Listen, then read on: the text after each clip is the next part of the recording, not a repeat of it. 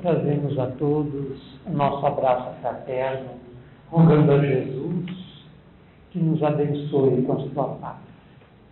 Gostaríamos de, na noite de hoje, tecer alguns comentários alusivos a um dos personagens mais ilustres da história, ao menos da história ocidental, que mesmo tendo vivido num tempo em que predominava o gênero masculino, em que a mulher não tinha espaço de expressão, conseguiu destacar-se, tendo um papel muito importante, que é Maria, mãe de Jesus. Então nós faremos algumas reflexões em torno desse personagem. Mesmo tendo vivido na época que gira em torno do primeiro século da era cristã, um pouquinho antes do início deste século, um pouquinho depois, que é uma época em que apenas os homens têm vez, os seus valores, as suas ideias, os seus pensamentos, os seus sentimentos,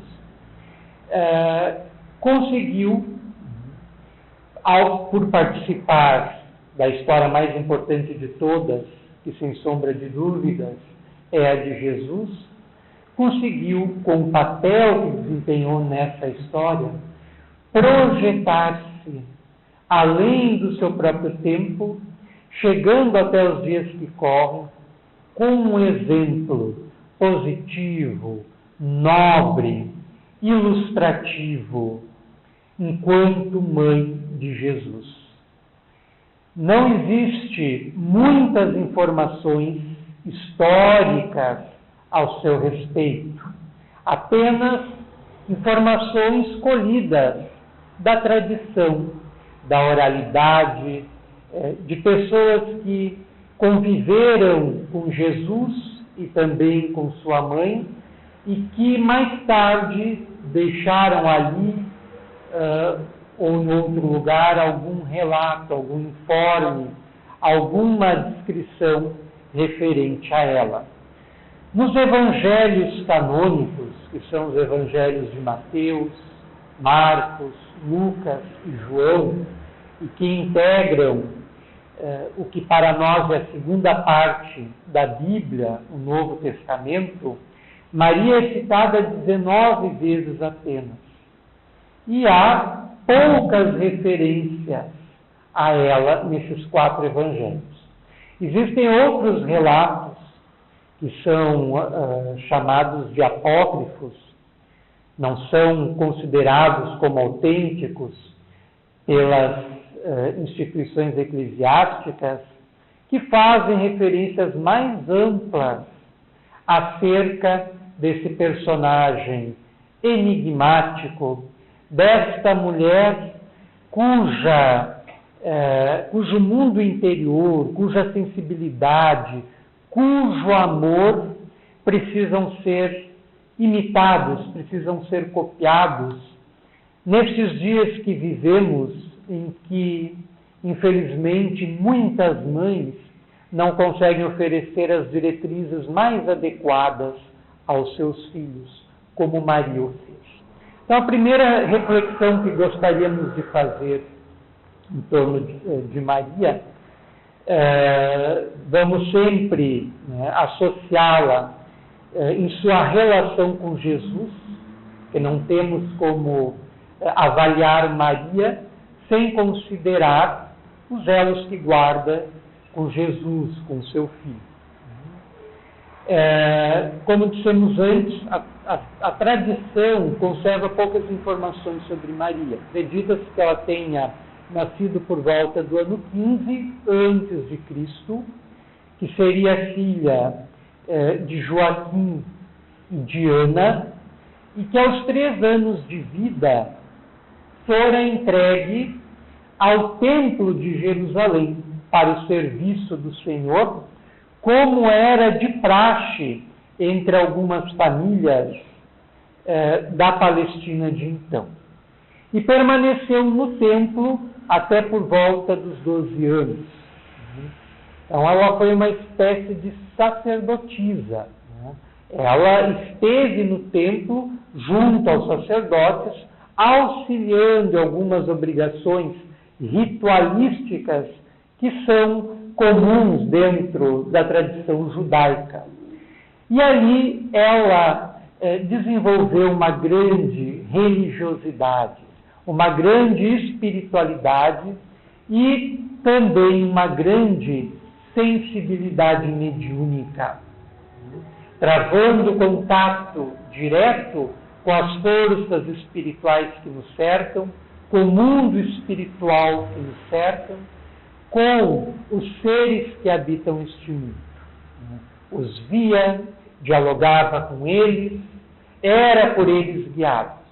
E aprendeu nos labores do templo a submeter a sua vontade à vontade divina. E justamente essa sua aprendizagem é que vai ser transmitida mais tarde, através dela, através do seu intermédio, para Jesus. Submeter a vontade pessoal à vontade do Pai Maior, à vontade do Pai Celeste. Com 12 anos, saiu do templo, o pai falecera um pouco depois, e ela trasladou-se com a mãe para a região de Nazaré, onde conheceu José, e pouco tempo depois noivaram e casaram. E aqui gostaríamos de fazer a nossa primeira reflexão, que é a questão da Divina Conceição, que é um dogma presente na Igreja Católica e em outras instituições religiosas, em que Maria teria concebido Jesus pelo poder divino, pelo que a Igreja chama de Espírito Santo.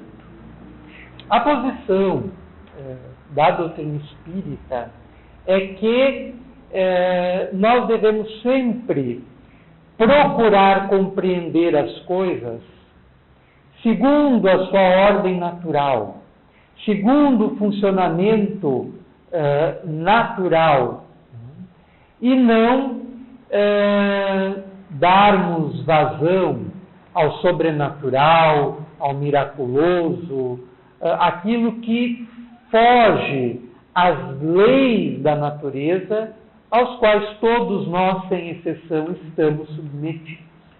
Então, a posição da doutrina espírita em relação ao nascimento de Jesus é que ele teria sido concebido de uma forma natural, como cada um de nós. Teria sido fruto da relação espontanícia de José com Maria. Embora a doutrina espírita reconheça todo o aspecto espiritual que secunda e circula este nascimento, como a visitação dos anjos. Lembrando que a palavra anjo, no hebraico, significa mensageiro. E não necessariamente é um ser alado. Então, um anjo é um mensageiro divino, é um ser espiritual de elevada hierarquia, responsável por nos guiar na terra, por nos proteger, por velar por cada um de nós. Cada um tem o seu. Maria teria, então, assim como José, recebido a visitação de vários anjos, entre eles o anjo que se identificava como Gabriel, mas entendido no sentido de um espírito desencarnado, um espírito de luz, que vinha trazer a Maria a notícia do nascimento do futuro filho, que seria Jesus, e que desempenharia uma missão muito importante na Terra, talvez a mais importante de todas. E José, da mesma forma, recebera inúmeras visitas deste espírito, lhe dando orientação, segundo as narrativas evangélicas. Os 4 evangelhos canônicos fazem referência a estas visitações. Bem como esta e outras entidades visitaram pessoas das relações de José e Maria, avisando da importância desta criança que iria nascer, da missão que ela iria desempenhar na terra e dos cuidados que seriam necessários com a sua educação. No Espiritismo, durante algum tempo, vigorou, já desde os tempos kardecianos,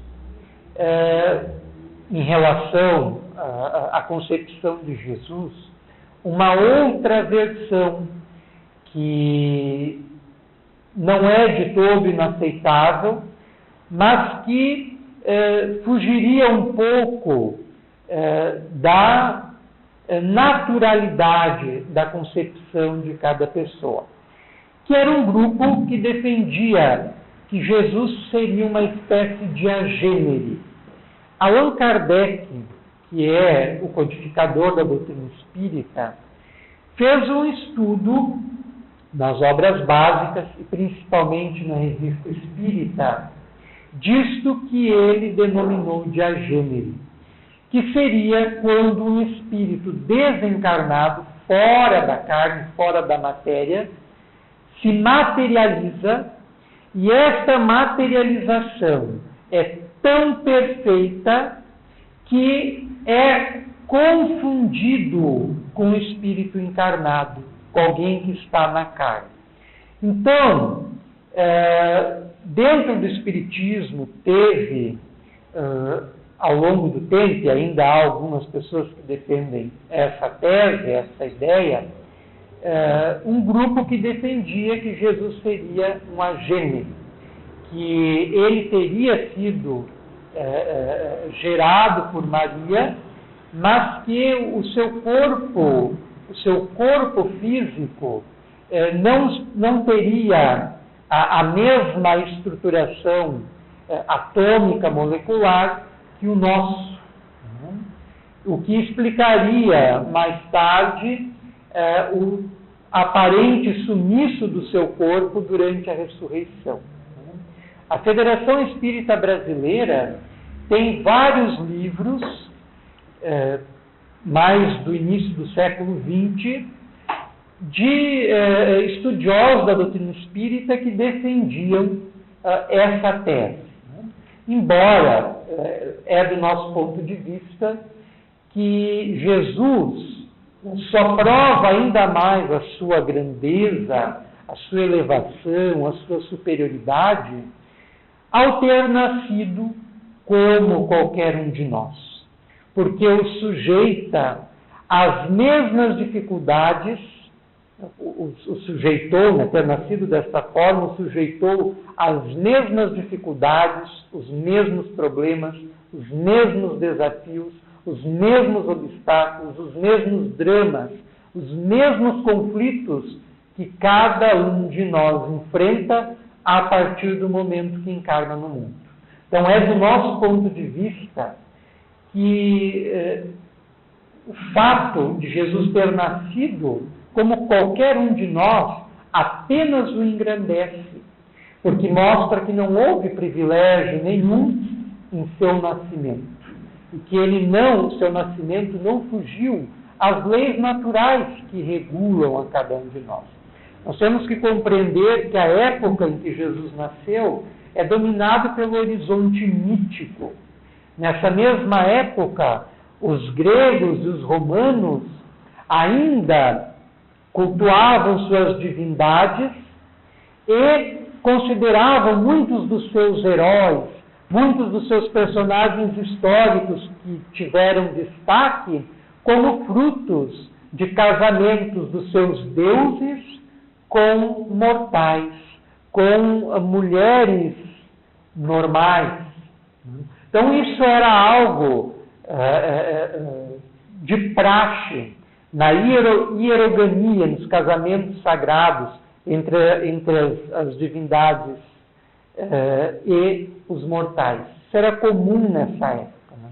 Então, a tradição cristã, né, incorporou isso como uma espécie de mito, esse nascimento miraculoso de Jesus. E é um mito comum em outras culturas, em outras tradições, inclusive nas que citamos, né, na tradição romana e grega. Mas reforçamos, né, que Jesus, né, apenas se engrandece ao ter nascido na Terra como qualquer um de nós, pelo modo natural, pelas leis biológicas que regulam a existência de todos nós. Maria, desde o nascimento de Jesus, segundo os mesmos relatos que vimos citando dos evangelhos canônicos, teve a sua vida cercada por cuidados especiais da parte da espiritualidade. Então, ao longo de todo o processo educacional de Jesus, ela foi amparada de perto por espíritos de luz, por anjos, que a orientavam na educação de Jesus. E esta orientação, com certeza, vai refletir-se na missão desempenhada por Jesus. Eliseu Rigonati, que é um brilhante estudioso da doutrina espírita, num livrinho muito interessante chamado Evangelho dos Humildes, onde ele faz uma análise versículo a versículo do Evangelho de Mateus, que ele recolhe, que ele escolhe aleatoriamente, não desprestigiando os demais evangelhos, mas ele elege o Evangelho de Mateus e faz uma análise espírita do mesmo, de versículo a versículo. É um livro muito interessante. E ali ele encara a questão da virgindade de Maria não como sendo algo físico, mas como sendo algo espiritual. Porque a virgindade é um arquétipo que está associado à pureza, né? Está associado à ingenuidade, está associado a uma sensibilidade maior. Então ele defende que Maria era o que ele chamou de espírito virginal, né? Era um espírito puro, era um espírito bastante evoluído e que antecedeu a vinda de Jesus para a Terra justamente com a finalidade de mais tarde abrigá-lo em seu útero, né? De trazê-lo ao mundo. Né? Então, sem dúvida nenhuma, Maria, Jesus, o círculo familiar como um todo constituía um conjunto de espíritos bastante evoluídos e que encarnaram, obedecendo a um plano prévio, para preparar a chegada de Jesus. E foram, como a história o prova, bem-sucedidos em suas respectivas tarefas. Então, Maria esteve sempre guiando Jesus a partir da sua sabedoria interior, da sua intuição, e também a partir dos cuidados espirituais, das orientações espirituais que recebia ou diretamente por via mediúnica ou indiretamente por via intuitiva. Um segundo ponto que gostaríamos de refletir é quando Jesus está adentrando na adolescência. Nós sabemos que José era carpinteiro e era costume nessa época os filhos seguirem os passos dos pais. Então, provavelmente Jesus também foi iniciado nos ofícios do seu pai, nos labores da carpintaria. Era costume nessa época também, quando a criança alcançava os 12 anos, os meninos, de ser apresentado no templo.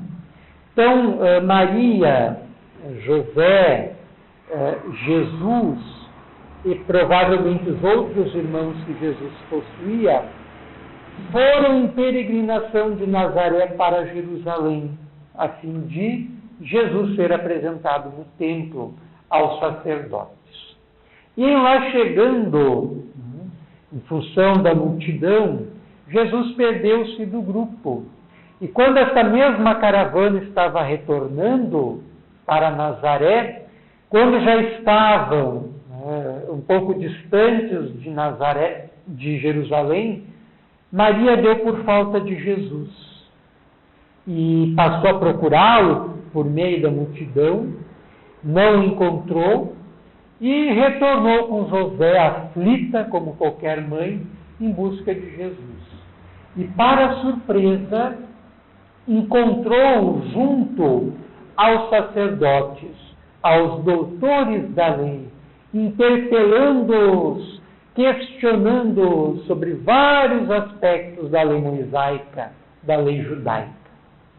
Que Jesus, como qualquer judeu da época, recebeu formação judaica, né? Foi iniciado dentro do judaísmo. E a mãe perguntou-lhe: filho, como fizeste isso comigo? E ele, com 12 anos, segundo os evangelhos, olhou para ela, né, e respondeu. Respondeu-lhe da seguinte forma: mas mãe, não é do teu conhecimento que eu devo tratar dos assuntos do meu pai? Onde mais eu poderia estar? E os sacerdotes e os doutores da lei que confabularam com aquele adolescente ficaram estarrecidos, ficaram impressionados com a sabedoria, com a argúcia, com o entendimento, com o pensamento daquele adolescente. E não se tem mais informações nos evangelhos canônicos sobre Jesus, desta fase da sua adolescência até por volta dos 30 anos de idade, quando inicia sua missão pública. Mas nesse episódio, nós já vemos esta inclinação, esta tendência, esta vocação que Jesus trazia para a religiosidade, para a espiritualidade, para as coisas espirituais. E já demonstrava, muito além das demais crianças da sua mesma faixa etária, um entendimento, uma percepção, uma noção superior, mais clara das coisas espirituais. Sobre esse desaparecimento de Jesus da adolescência até os 30 anos, existem especulações variadas. Alguns dizem que ele teria ido para o Egito, outros que ele teria ido para a Índia, passado por processos de iniciações espirituais em diversos grupos esotéricos que existiriam naquela época. Outros ainda especulam que ele teria se retirado e se iniciado junto aos essênios, que era uma comunidade judaica que seguia muitos princípios que Jesus vai passar a ensinar depois, e que tinha uma regra bastante rígida de iniciação e que Jesus teria se afastado nessa época para estar entre os essênios. Tem um livro muito interessante, é um livro espírita, um livro mediúnico. Não recordamos agora o nome da médium, não é muito conhecida, mas o nome do livro é A Grande Espera. O autor espiritual é Eurípides Barzanufo. A médium nunca enxergou essa entidade. Quando ela psicografava, ela só via uma mão de luz sobre a sua psicografando. E foi Chico Xavier quem revelou a quem pertencia aquela mão. Revelou quem era o autor espiritual daquele livro. seria um dos pioneiros do espiritismo no Brasil, Eurípides Barzanov. Ele é o autor espiritual, a médium não lembramos o nome. Se chama Grande Espera.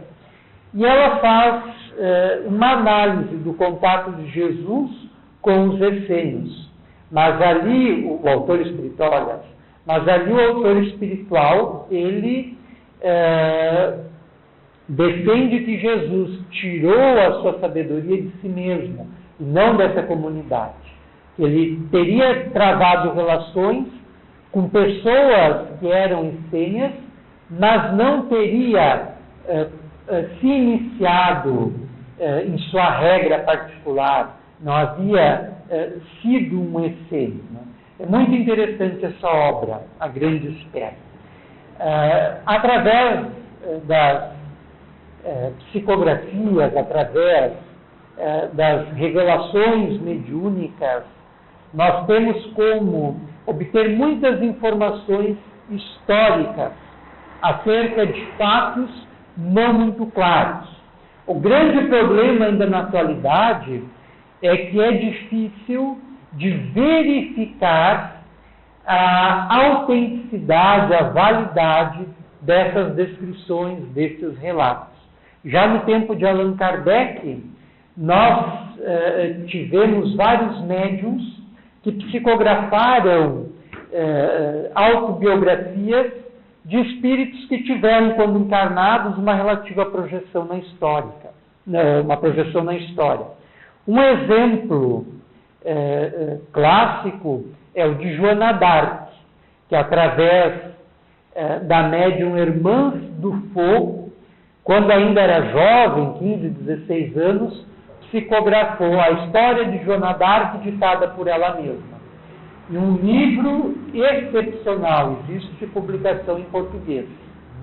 E ela psicografou, essa mesma médium psicografou uma outra obra autobiográfica, do espírito São Luís, que foi um espírito que, juntamente com Joana d'Arc, esteve à frente do processo da codificação espírita.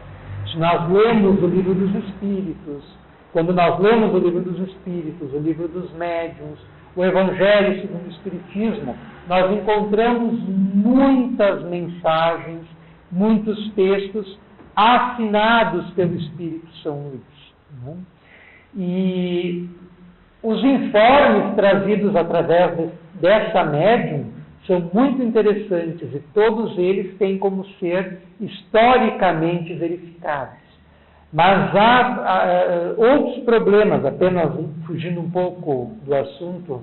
Há muitas obras mediúnicas que trazem informações históricas cuja validade, ao menos por enquanto, não tem como ser verificada. Por isso é sempre interessante avaliar o médium, ver quem é o médium que está servindo de intermediário para o espírito que está se comunicando. Por exemplo, Chico Xavier tem várias obras de cunho histórico. Tem 6, em particular, tem 6 romances históricos cuja descrição, cuja fundamentação histórica são impecáveis. Qualquer historiador que for fazer um estudo destas obras vai conseguir verificar a validade dos fatos que são ali representados. Se não o enredo, mas toda a trama, as descrições históricas, geográficas, os lugares são muito precisos. É o caso do Há 2000 anos, 50 anos depois, Paulo e Estevão, Ave Cristo, Renúncia, são 5 livros, não são 5 livros. Né? São romances históricos, todos de autoria espiritual, do Espírito Emmanuel, recebidos por Francisco Cândido Xavier. Agora, há outras obras. Por exemplo, uma das primeiras obras espíritas que lemos intitulava-se A Vida de Jesus, do médium Hercílio Mais, o espírito Ramatiz. Na época, ficamos encantados com o livro. gostamos muito. E sempre dizemos que em tudo que nós lemos, nós temos que aproveitar o que nos serve e aquilo que não nos serve, aquilo que achamos correto e aquilo que não achamos correto. Ali, por exemplo, esse espírito faz a seguinte afirmação numa das perguntas, que é um livro de perguntas e respostas. Né? Numa das respostas, ele afirma que Jesus havia encarnado antes na Terra, numa civilização avançadíssima, mas que historicamente a sua existência não é comprovada, que é a civilização da Atlântida. E que Jesus teria encarnado ali juntamente com João, que foi, segundo os próprios relatos evangélicos, o discípulo mais amado, mais querido de Jesus. Era o preferite de Jesus, né? Era o queridinho de Jesus, o apóstolo João. Né? E que os dois estiveram, tanto Jesus quanto João, encarnados no seio dessa civilização. Outros espíritos, como o espírito Emmanuel, não fazem nenhuma referência a esse fato. Outros espíritos, como Joana de Ângeles, não fazem nenhuma referência a esse fato. Outros espíritos, como Camilo, não fazem nenhuma referência a esse fato. O que Allan Kardec considerou no processo da codificação espírita para aceitar ou não uma informação? A concordância e a generalidade dos ensinamentos dos espíritos. Isto é, quando um fato novo deve ser revelado, vários espíritos, através de vários médiuns, se comunicam falando sobre a mesma coisa. Se não da mesma maneira, pelo menos quanto ao seu fundo, fiéis à mesma ideia. Não é o que nós temos em relação a esta afirmação, que é única e exclusiva de um espírito, e que não é corroborada por outros espíritos, que nos provam pelos seus comunicados a sua evolução. Não estamos dizendo que esse espírito não é um espírito evoluído. Né? É aquilo que dissemos, né? Essa informação que ele traz não é corroborada em outras obras. Por isso, sempre quando nós vamos ler alguma coisa, espírita ou não, temos que ser críticos, temos que ter criticidade. Né? Essa é uma das prerrogativas da doutrina espírita. Ler com criticidade, nunca abrindo mão da razão, da lógica. Mas voltando às nossas reflexões. Né? Então, Maria teve um cuidado todo especial na formação de Jesus. Um terceiro ponto que gostaríamos de refletir é quando Jesus inicia a sua missão pública, que segundo o Evangelho de Lucas, foi numa festa de bodas, numa festa de casamento, as bodas de Caná, onde ele estava na companhia da sua mãe. E, em certa altura da festa, havia acabado o vinho.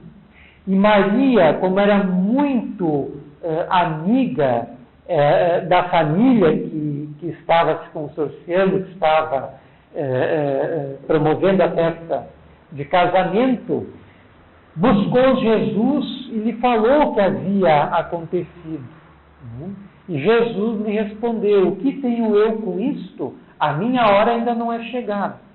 Mas reza o relato evangélico que Jesus teria imposto as suas mãos sobre alguns galões de água e que esta água teria se transformado em vinho. Seria o início da missão pública de Jesus. Aí, nessa transformação da água em vinho, não desconsiderando-a, né, porque nós sabemos que a água ela pode impregnar-se das vibrações do nosso pensamento, de princípios espirituais que lhe dão um cheiro característico, um odor característico, um gosto característico, tanto que muitas vezes quem traz água para ser purificada na casa espírita quando chega em casa e quando a abre, vai cheirá-la, parece que tem um cheiro de remédio, e muitas vezes são os fluidos que foram ali depositados pelos espíritos. Então a água, ela é dotada dessa impressionabilidade, ela é sensível a essas vibrações espirituais.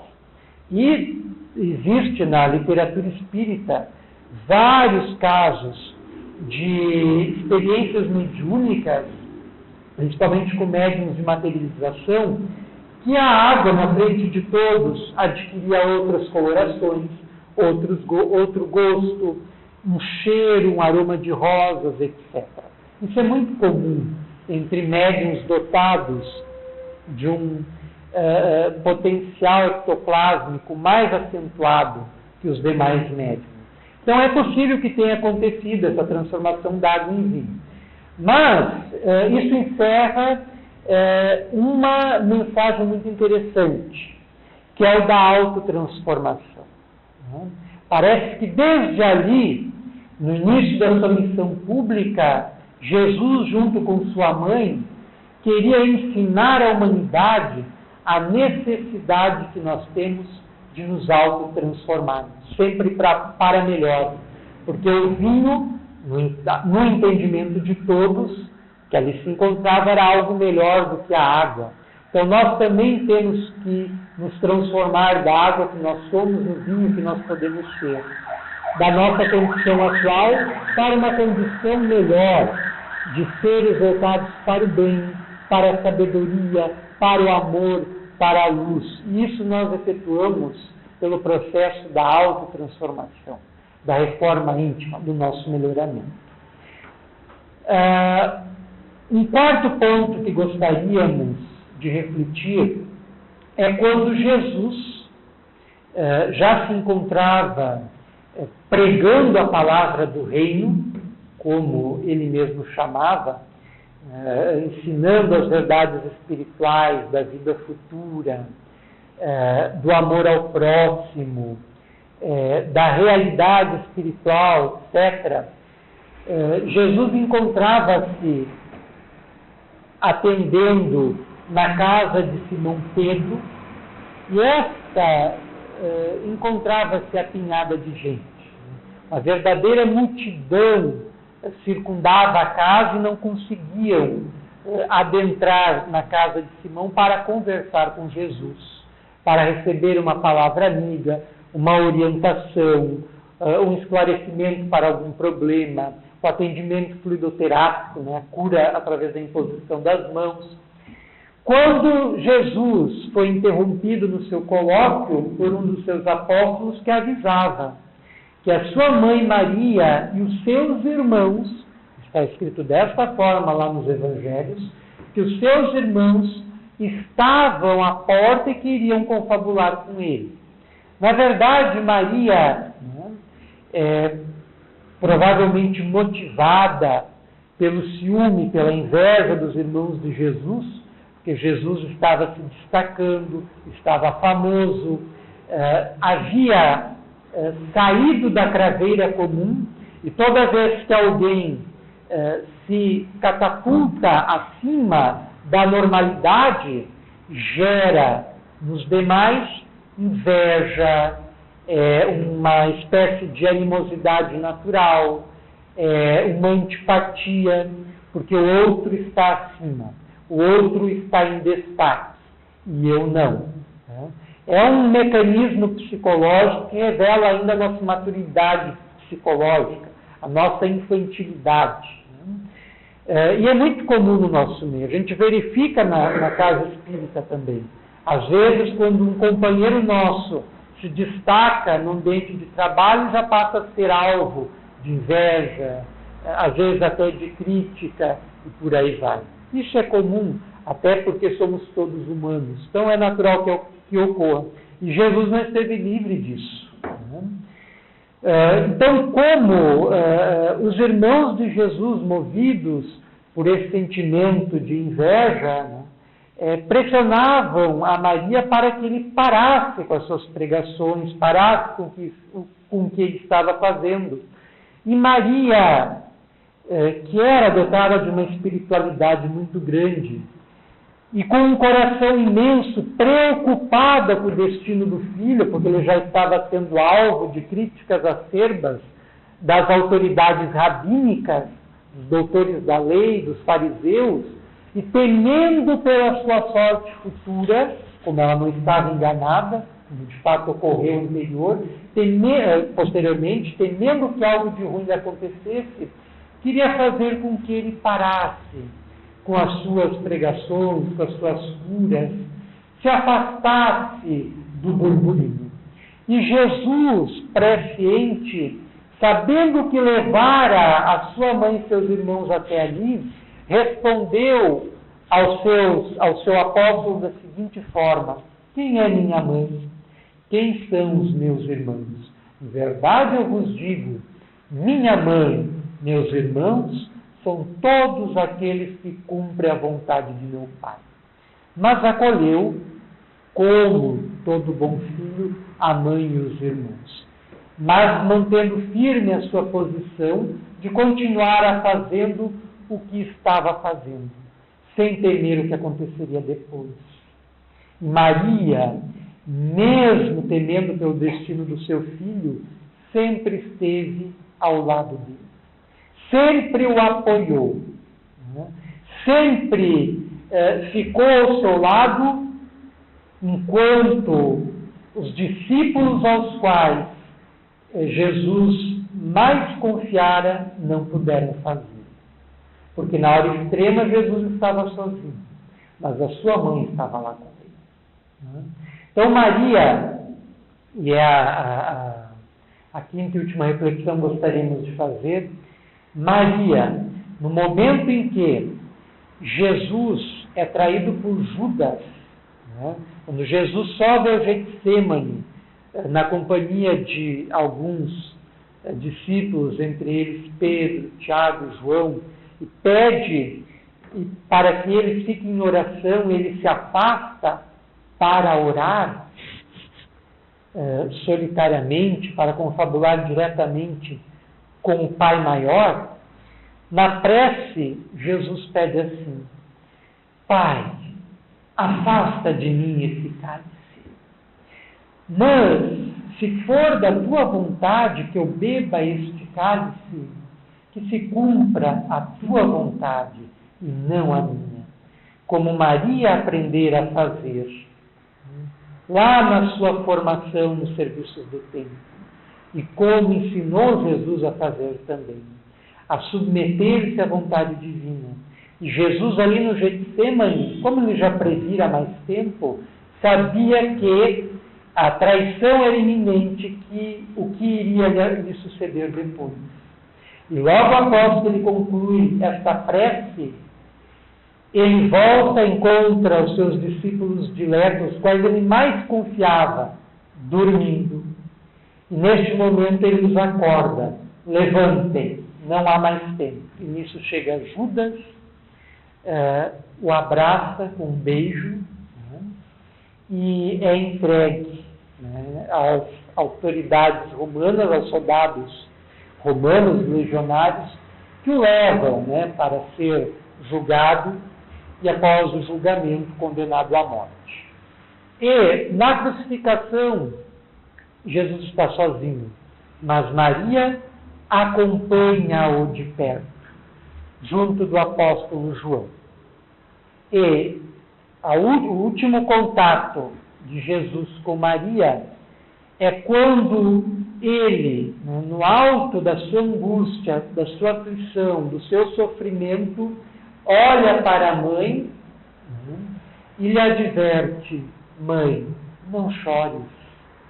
Eis aí teu filho, apontando para João, que era bastante jovem ainda. E olha para João e diz: querido discípulo, eis aí a tua mãe. E acaba desencarnando.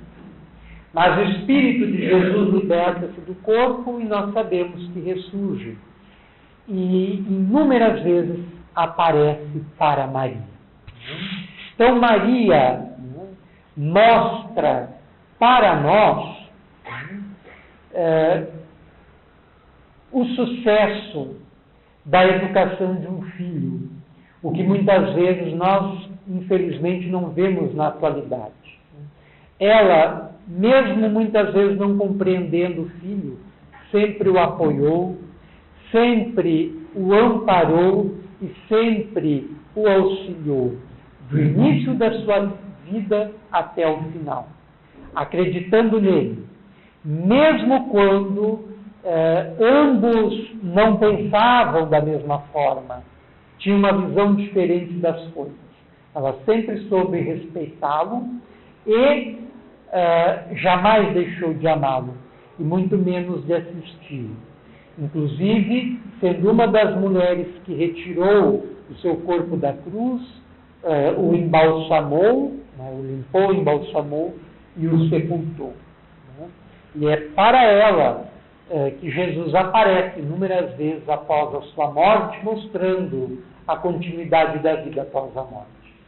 Depois da morte de Jesus, Maria voltou para Betânia, junto de alguns familiares, e com o tempo ela voltou a reencontrar-se com João, o apóstolo João, e ambos, recordando a fala de Maria, a fala de Jesus, vão permanecer juntos até o final da vida, indo para Éfeso, onde vão edificar numa pequena casinha, que vai ficar conhecida como Casa da Mãe Santíssima, um trabalho de assistência social, onde atendiam leprosos, atendiam os excluídos da sociedade, atendiam os doentes, atendiam os caídos, atendiam os desencaminhados, atendiam os aflitos, e ao mesmo tempo que davam atendimento material, conforto material, ministravam também o pão espiritual, os esclarecimentos de Jesus. E Maria teria desencarnado de forma natural, firme aos ideais do seu filho, ajudando a edificar a igreja primitiva. Então, para finalizar, nós gostaríamos de ler uma pequena poesia de Amaral Ornelas, que foi um poeta que viveu entre 1883 e 1885 e 1923, e que, através do médium Francisco Cândido Xavier, psicografou, na forma de um poema, uma releitura da Ave Maria. E este poema é parte integrante do livro Parnaso de Além-Túmulo, que é a primeira obra mediúnica de Francisco Cândido Xavier. É uma obra extraordinária. Todas as poesias deste livro guardam a mesma beleza, a mesma sublimidade desta que iremos ler, que é da autoria, então, como dissemos, do Espírito Amaral Ornelas. Ave Maria. Ave Maria, Senhora, do amor que ampara e redime. Ai do mundo se não for a vossa missão sublime. Cheia de graça e bondade, é por vós que conhecemos a eterna revelação da vida em seus dons supremos. O Senhor sempre é convosco, mensageira da ternura, providência dos que choram nas sombras da desventura. O Senhor sempre é convosco, estamos repetindo, né? Mensageira da ternura, providência dos que choram nas sombras da desventura. Bendita sois vós, Rainha, estrela da humanidade, rosa mística da fé, lírio puro da humildade. Entre as mulheres sois vós, a mãe das mães desvalidas, nossa porta de esperança e anjo de nossas vidas. Bendito o fruto imortal da vossa missão de luz, desde a paz da manjedoura às dores além da cruz. Assim seja para sempre, ó Divina Soberana, refúgio dos que padecem nas dores da luta humana. Ave Maria, Senhora, do amor que ampara e redime, ai do mundo se não fora a vossa missão sublime. Com este poema, finalizando a nossa exposição, rogando a Jesus e também a Mãe Santíssima que nos abençoe e nos auxilie em nossa caminhada terrena a assimilarmos as lições de um e de outro, a fim de que possamos viver melhor sobre a terra, com mais amor, com mais dedicação, com mais doação, com mais sacrifício. Que estejamos abençoados.